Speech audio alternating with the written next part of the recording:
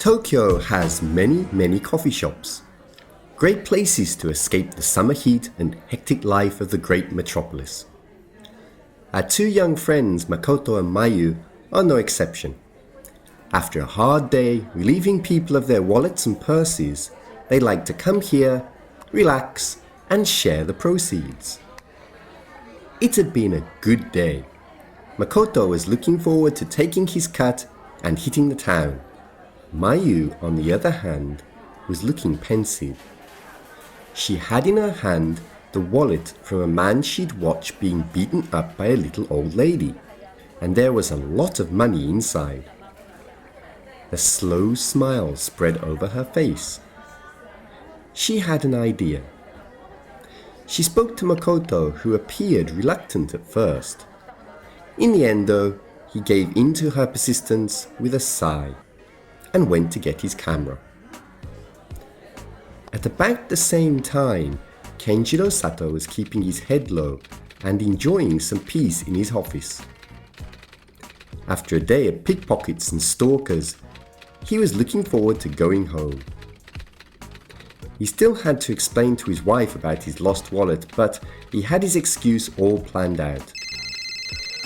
He was just about to call it a day when his phone rang. He picked it up to hear the voice of a young woman who, to his amazement, had found his wallet on the train and wanted to return it. Deciding on a place to meet, he put the phone down, quickly told his secretary to let his wife know he was meeting a client tonight, and rushed out for a reunion with his money.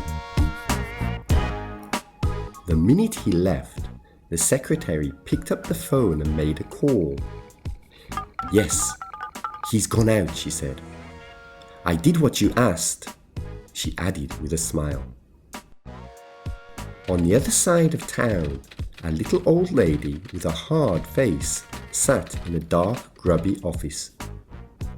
She picked up the phone at the first ring, listened for a while, and put it down. "Yes," she thought, "the players are in action, now to spring the trap." She also smiled, though to anybody watching, the effect would have been to make them turn round and run. Kenjiro had made record time to get to his meeting with the mysterious lady. After some brief and embarrassed introductions, she passed him his wallet and made to leave. Kenjiro was shocked. He couldn't let such a kind act go unrewarded. The young woman shyly declined. She couldn't possibly accept any money. Kenjiro insisted then that he treat her to dinner. Though still shyly reluctant, she suggested if Kenjiro really wanted to, they could have something in a nearby restaurant. He happily agreed, and they walked into the building. On the way, there was a flash of light. Storm brewing, he thought. Too happy to care. Over the meal, he discovered that the girl's name was Aya, and as she relaxed, they found that they had quite a lot in common, including a love of manga. As she went to powder her nose, he realized what a pretty young woman she was, and what a pleasant ending this was to an otherwise horrible day.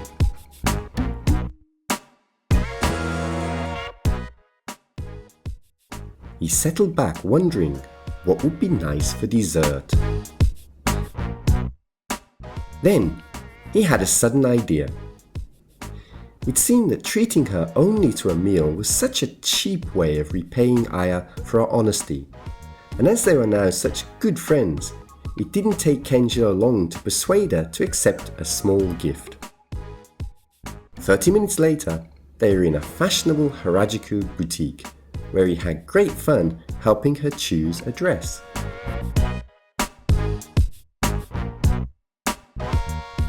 Aya was so happy with her present that she begged him to let her treat him to coffee at her favourite coffee shop. There, they resumed talking of this and that, with Kenjiro not being able to remember when he'd had such a good time.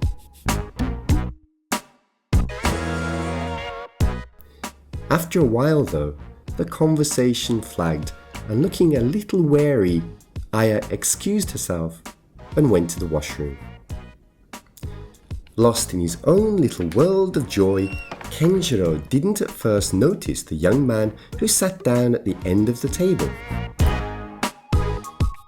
When at last he looked round, he found him vaguely familiar.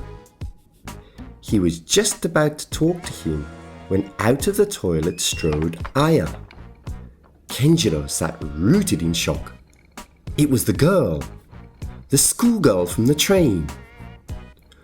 All he could do was sit speechless as she came over and sat next to him.